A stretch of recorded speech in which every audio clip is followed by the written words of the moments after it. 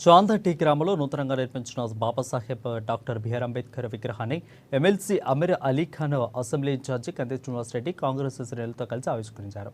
ఇక అంబేద్కర్ జయంతి సందర్భంగా గ్రామానికి చేరుకున్న నాయకులకు అంబేద్కర్ సంఘం, దళిత సంఘం, అదేవిధంగా కాంగ్రెస్ నాయకులు, కార్యకర్తలు ఘన స్వాగతం పలికారు.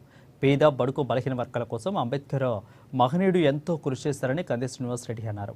ఆయన రచించిన రాజ్యాంగం మూలంగానే మనకు రిజర్వేషన్లు దక్కుతున్నాయని అన్నారు.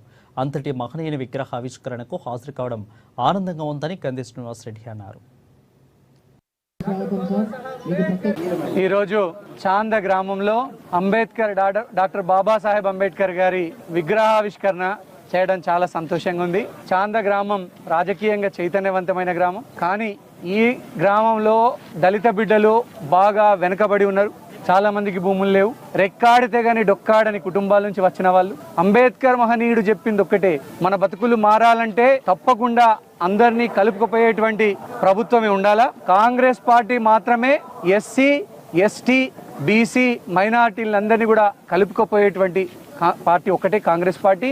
కాంగ్రెస్ పార్టీ వల్లనే ఎస్సీ సోదరుల యొక్క రిజర్వేషన్లు రక్షించబడ్డాయి. అంబేద్కర్ మహనీయుని యొక్క ఆశయాల్ని చాంద గ్రామం ఈరోజు ఎంత సంతోషంగా ఉందంటే అంబేద్కర్ గారి విగ్రహ ఆవిష్కరణ చేసుకున్నాం. అలాగే దళిత బిడ్డల్లో వారి జీవితాల్లో వెలుగు రావాలనేది అంబేద్కర్ కోరిక. రిజర్వేషన్ సౌకర్యాలను ఉపయోగించుకొని దళిత బిడ్డలందరూ కూడా మరింత ఉన్నతి సాధించాలా, ఎంతో మన బిడ్డల్ని చదివించాలా. చాంద గ్రామంలో దళిత బిడ్డల కూడా గవర్నమెంట్ ఉద్యోగాలు రావాలా. దళిత బిడ్డలు చాంద గ్రామం నుంచి టీచర్లు కావాలా, ఇంజనీర్లు కావాలా, డాక్టర్లు కావాలా, అంటే మన పిల్లల్ని చదివియాలా.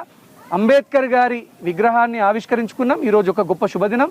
ఈ శుభదినాన్ని పురస్కరించుకొని భవిష్యత్తులో దళిత బిడ్డలు మరింత అన్ని రంగాలలో రాజకీయంగా, విద్యపరంగా, వైద్యపరంగా, ఉపాధి పరంగా అన్నిట్లలో ఎదగాలని నేను మనస్ఫూర్తి